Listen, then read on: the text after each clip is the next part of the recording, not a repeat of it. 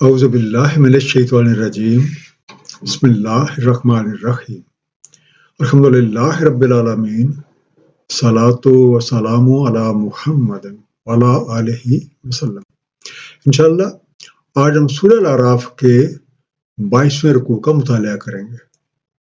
اس سے پچھلے رکوع کا خاتمہ اس بات پہ ہوا تھا کہ قانون ربی کے مطابق بھٹکے ہوئے لوگوں کو رائے راست پہ لانے کے لیے انہیں مختلف آزمائشوں سے گزارا جاتا ہے، اور اس کا مقصد یہ ہوتا ہے کہ وہ لوگ اپنی بری حرکات کو چھوڑ کے رائے راست پہ آ جائیں۔ آئیے مطالعہ قرآن کا آغاز اس دعا کے ساتھ کرتے ہیں کہ اللہ تعالیٰ ہم سب کو اپنے حبیب نبی پاک صلی اللہ علیہ وسلم کے توفیل قرآن کریم کا صحیح مفہوم عطا فرمائے۔ سورہ الاعراف رکوع نمبر 22 جو کہ آیات 172 سے 181 پہ مشتمل ہے۔ بسم اللہ الرحمن الرحیم۔ وَإِذْ أَخَذَ رَبُّكَ مِن بَنِي آدَمَ مِن ظُهُورِهِمْ ذُرِّيَّتَهُمْ، اور جب اخذ کیا تمہارے رب نے بنی آدم کے پشتوں سے ان کی ذریت کو، وَأَشْهَدَهُمْ عَلَىٰ أَنفُسِهِمْ، اور شاہد کیا انہیں خود اپنے ہی اوپر، أَلَسْتَ بِرَبِّكُمْ، قَالُوا بَلَىٰ شَاهِدْنَا، کیا میں تمہارا رب نہیں؟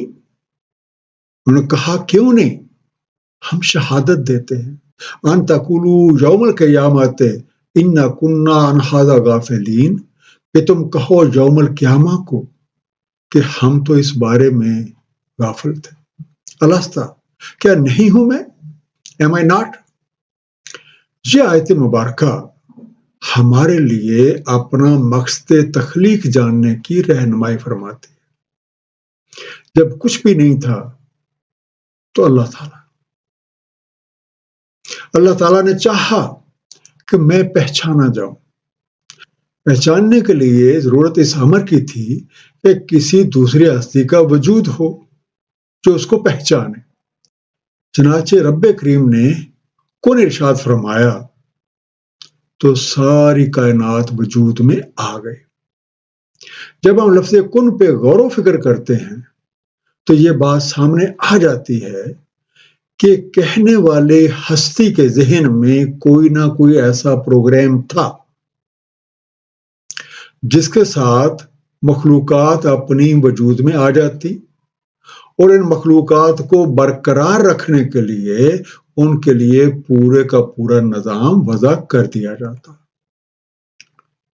سکون کہتے ہی یہ کائنات تخلیق میں آ گئی، اور اس میں تمام وہ صفات موجود ہو گئیں جن کی بنیاد پہ کائنات کی تخلیق ہوئی۔ اس وقت کوئی چیز بھی یہ نہیں جانتی تھی کہ میں کون ہوں، میں کیا ہوں، اور مجھے بنانے والا کون ہے۔ اس لا علمی کو علم میں بدلنے کے لیے رب کریم نے اپنی ذات کا تعارف پیش کیا اور فرمایا الست بربکم، کیا میں تمہارا رب نہیں؟ تمام نوحیں اس آواز کی طرف متوجہ ہوئیں تو ان کو سماعت عطا ہوئی، انہوں نے اپنے رب کی آواز کو سنا، اور دوسرے مرحلے میں انہیں بصارت عطا ہوئی تو انہوں نے اپنے رب کو دیکھا۔ تیسرے مرحلے میں انہوں نے رب کریم کے سوال پہ سوچا، اسے سمجھا، اپنے ارد گرد کے ماحول کا جائزہ لیا، اور پھر عرض کیا قالو بلا، بے شک آپ ہی ہمارے رب ہیں۔ اب اس کے بعد کائناتی پروگرام کا اگلا مرحلہ شروع ہو گیا، اور انسان لوح محفوظ اول سے لوح محفوظ دوم اور اسی طرح سے مختلف عالمین سے گزرتا ہوا عالم ناسوت یعنی اس مادی دنیا تک آ پہنچا۔ گویا تخلیق کا مقصد صرف اور صرف یہ نکلا کہ انسان اپنے رب کریم کو پہچانے اور حق بندگی ادا کرے۔ اس دنیا میں آنے والا ہر فرد یہ وعدہ کر کے آتا ہے، لیکن اس دنیا میں آتے ہی اس دنیا کی رنگ و بو کا ایک پرت اس طرح سے غالب آ جاتا ہے کہ وہ اس وعدے کو بڑھا کے نافرمانی کی راہ پہ چل نکلتا ہے۔ خالق کائنات سے زیادہ اپنی مخلوق کو کوئی بھی زیادہ نہیں جانتا، اسی لیے اس موقع پہ یہ فرما دیا کہ اپنا کیا ہوا وعدہ یاد رکھو، کل کو کہیں یہ نہ کہنے لگ جانا کہ مجھے تو اس بات کی خبر ہی نہیں تھی۔ او تقولو انما اشرک آباؤنا من قبل، یا تم یہ کہنے لگ جاؤ کہ شرک تو کیا ہمارے آباء و اجداد نے ہم سے پہلے، وَكُنَّا ذُرِّيَّةً مِّن بَعْدِهِمْ، اور ہم ہوئے ان کی ذریت ان کے بعد۔ أَفَتُهْلِكُنَا بِمَا فَعَلَ الْمُبْطِلُونَ، تو کیا آپ ہمیں ہلاک کریں گے اس بات پہ جو فعل باطل پرستوں نے کیا؟ وَكَذَلِكَ نُفَصِّلُ الْآيَاتِ وَلَعَلَّهُمْ يَرْجِعُونَ، اور اسی طرح ہم مفصل کرتے ہیں نشانیاں تاکہ وہ رجوع کریں۔ اشراکا شریک ٹھہرایا، ایسوسیٹڈ پارٹنرز، مبتلون جھوٹے لوگ، فالسیفائر۔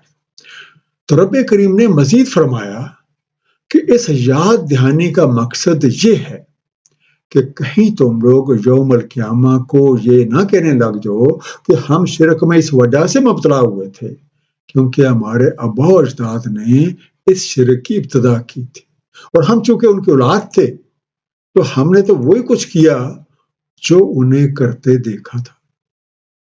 تو کیا جو کام باطل پرستوں نے کیا آپ اس کی سزا ہمیں دیں گے؟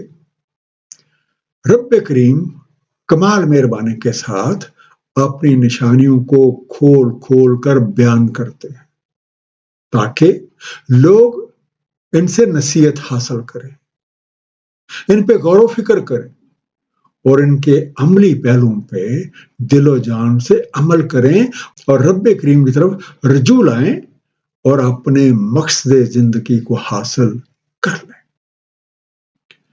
وَاتْلُ عَلَيْهِمْ نَبَأَ الَّذِي آتَيْنَاهُ آیَاتِنَا، اور پڑھ سنائے انہیں اس کی خبر جسے ہم نے دیں اپنی نشانیاں۔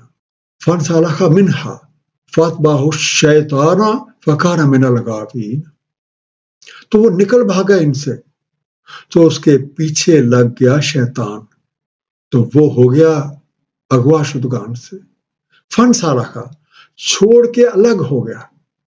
صلاح کا میننگ ہوتا ہے کسی چیز کو اس طرح سے الگ کر دینا کہ اس پہ کسی دوسری چیز کا نشان ہی نہ بچے۔ آپ کہہ سکتے ہو ادھیڑ لینا یا کہہ لیں کینچلی اتار دینا۔ سو ہی ڈیٹیچڈ۔ فَأَتْبَعَهُ، سو اس کے پیچھے پڑا، سو فالوڈ ہم۔ غاوین اصل جگہ یا اصل مقام سے دور، دوز ایبڈکٹڈ، میڈا۔ اس آیت مبارکہ میں ہمارے سامنے ایک ایسے شخص کی مثال پیش کی جا رہی ہے جو مفسرین کے مطابق اپنے زمانے کا ایک بہت بڑا عالم تھا۔ رب کریم نے اسے اپنے نشانیوں کا علم عطا کر رکھا تھا، لیکن اس نے نشانیوں سے حاصل کردہ نصیحت پہ عمل کرنے کی بجائے ان کی پابندی سے بالکل ہی نکل گیا، شیطنت کا شکار ہو کے راہ راست سے بھٹک گیا۔ وَلَوْ شِئْنَا لَرَفَعْنَاهُ بِهَا، اگر ہم چاہتے تو رفعت دے دیتے اسے ان کی بدولت۔ وَلَكِنَّهُ أَخْلَدَ إِلَى الْأَرْضِ وَاتَّبَعَ هَوَاهُ، لیکن وہ ہو رہا زمین کا اور اس نے اتباع کی خواہشات کی۔ فَمَثَلُهُ كَمَثَلِ الْكَلْبِ، تو اس کی مثال جیسے ایک کتا۔ ان تحمل علیہ یلہث اور تترکہ یلہث، اگر تم لا دو اس پہ کچھ تو ہانپے اور تم چھوڑ دو تو ہانپے۔ ذالک مثل القوم الذین کذبوا بآیاتنا، یہ مثال ہے اس قوم کی جنہوں نے تکذیب کی ہماری نشانیوں۔ فقصص القصص لعلہم یتفکرون، تو کہہ سنائیں یہ قصہ تاکہ وہ تفکر کرے. اخلادہ چپک کر بیٹھ گیا, رہ پڑا, adhered. القلب کتا. تحمل تم کچھ وزن ڈالو, you make him bear. یلحظ زبان لٹکائے رہے, loll out his tongue. قانون ربی کے مطابق اگر وہ شخص ان نشانیوں سے حاصل کردہ نصیحت پہ عمل کرتا تو اعلیٰ درجات پا لیتا, لیکن شیطنت کے زیر اثر وہ اپنی جسمانی شہوات کے پیچھے پڑ گیا اور وہ اپنے علوم کو اللہ تعالیٰ کی مخلوق کی بھلائی کی بجائے دنیاوی لذات کے لالچ میں پڑ گیا. ایسے شخص کو قرآن کریم نے کتا قرار دیا ہے کہ جس طرح کتا اپنے لالچ میں کسی بات کی پرواہ نہیں کرتا, بالکل اسی طریقے سے اپنی جسمانی اور نفسانی خواہشات کے میں بالکل اندھا ہو گیا. یہ مثال ان سب لوگوں کے لیے ہے جو رب کریم کی نشانیوں کو تکذیب کرتے ہیں, یعنی ان کو سمجھ لینے کے باوجود ان کے عملی پہلوؤں کو نہیں نبھاتے اور اپنی ذاتی خواہشات کی تکمیل میں ہی مصروف عمل رہتے ہیں. ساء مثلا القوم الذین کذبوا بآیاتنا وانفسهم کانوا یظلمون. بری مثال اس قوم کی جنہوں نے تکذیب کی ہماری نشانیوں کی اور وہ اپنے اوپر خود ظلم کرتے رہے. من یہد اللہ فہو المہتدی. جو کوئی ہدایت پاتا ہے اللہ تعالیٰ سے تو وہی ہدایت یافتہ ہے. ومن یضلل فاولئک هم الخاسرون. اور جو بھٹکے رہتے ہیں تو وہی خسارے میں ہیں. المہتدی ہدایت پانے والا, the guided one. رب کریم کی نشانیوں کی تکذیب کرنے والے در حقیقت کسی اور پہ نہیں بلکہ اپنے ہی اوپر ظلم کرتے ہیں. کسی نفس میں یہ صلاحیت نہیں ہے کہ وہ بذات خود صحیح راہ کا تعین کر سکے. جو لوگ ہدایت کے متلاشی ہوتے ہیں اللہ تعالیٰ ان کی رہنمائی کا بندوبست فرما دیتے ہیں. سورہ شورا آیت نمبر 13 میں ارشاد ہے, اللہ تعالیٰ چن لیتا ہے اپنے لیے جو کوئی چاہتا ہے اور وہ ہدایت فرماتا ہے اپنی طرف کی جو کوئی اس کی طرف رجوع کیے رہتا ہے. جبکہ جو لوگ رائے راست سے دور رہنا پسند کرتے ہیں تو وہ انہیں بھٹکنے کے لیے چھوڑ دیتا ہے اور وہ خسارے کا شکار ہو جاتے ہیں. سورہ یونس آیت نمبر 108 میں ارشاد ہے, کہہ دے اے لوگو تحقیق آ گیا ہے تمہارے پاس حق تمہارے رب کی طرف سے, تو جو کوئی ہدایت پائے تو دراصل وہ ہدایت پاتا ہے اپنے ہی واسطے, اور جو کوئی بھٹکا رہتا ہے تو دراصل اس کا بھٹکا رہنا اسی پہ ہے, اور میں نہیں ہوں تم پہ کوئی وکیل. وَلَقَدْ ذَرَأْنَا لِجَهَنَّمَ كَثِيرًا مِنَ الْجِنِّ وَالْإِنسِ. ہم نے بکھیر رکھے ہیں جہنم کے لیے کثیر جن و انس. لَهُمْ قُلُوبٌ لَا يَفْقَهُونَ بِهَا. ان کے دل ہیں وہ نہیں سمجھتے ان سے. وَلَهُمْ أَعْيُنٌ لَا يُبْصِرُونَ بِهَا. ان کی آنکھیں ہیں وہ نہیں دیکھتے ان سے. وَلَهُمْ آذَانٌ لَا يَسْمَعُونَ بِهَا. ان کے کان ہیں وہ نہیں سنتے ان سے. اولئک کالانعام بل هم اضل. یہ ہیں جیسے چوپائے بلکہ ان سے بھی زیادہ بھٹکے ہوئے. اولئک هم الغافلون. یہی ہیں جو غفلت میں ہیں. ذرانہ بڑھا اور پھیلا دیے ہیں. we have dispersed. اضل زیادہ گمراہ. مورسٹ. اس دنیا میں اکثریت ان لوگوں کی ہے جو اللہ تعالیٰ کی راہ سے بھٹک کر خسارے میں پڑے. ان میں دونوں طرح کے لوگ موجود ہیں, مجرم بھی اور ملزم بھی. یہ لوگ رب کریم کی دی ہوئی صلاحیتوں کو اور نعمتوں کو محض اپنے ذاتی مقاصد کے لیے استعمال کرتے ہیں, اور حق کی طرف بے توجہی کی حالت یہ ہے کہ عقل و سمجھ ہونے کے باوجود، ہر طرح کا علم اور صلاحیتیں ہونے کے باوجود یہ نہ تو کائناتی حقائق پہ غور و فکر کرتے ہیں اور نہ ہی ان کو سمجھتے ہیں۔ بصیرت ہونے کے باوجود حقائق سے آنکھیں بند رکھتے ہیں، حقائق سننے کے باوجود سنی کی انسنی کرتے ہیں۔ ان کی مجموعی حالت کو قرآن کریم نے چوپایوں سے تشبیہ دی ہے، جنہیں اپنے کھانے پینے، بچے پالنے کے سوا کسی اور چیز کی خبر ہی نہیں ہوتی۔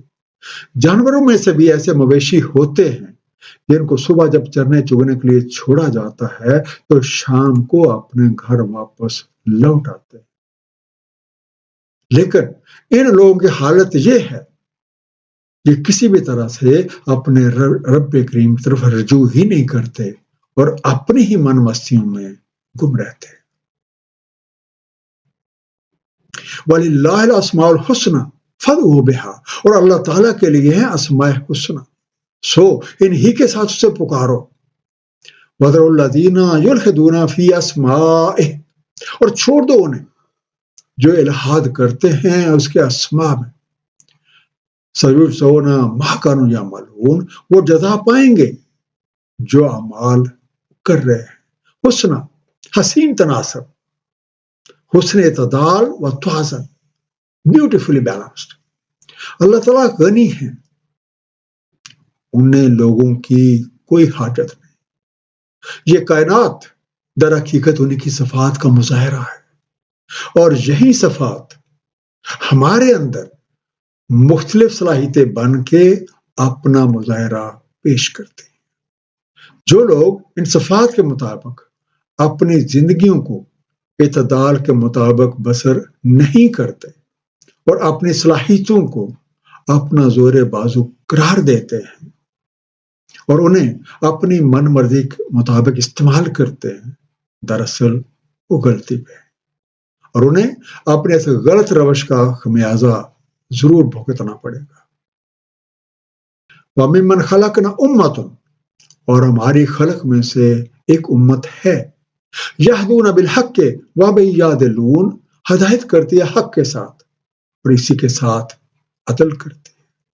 اس آیت مبارکہ کے مطابق اللہ تعالیٰ کی مخلوق میں سے ایک امت ایسی ہے جو حق پہ قائم ہے اور اسی کے مطابق لوگوں کی رہنمائی کرتی ہے اور اسی کے مطابق عدل کرتی ہے۔ سوال یہ پیدا ہوتا ہے، کیا ہم لوگ ایسے لوگوں میں شامل ہیں یا نہیں؟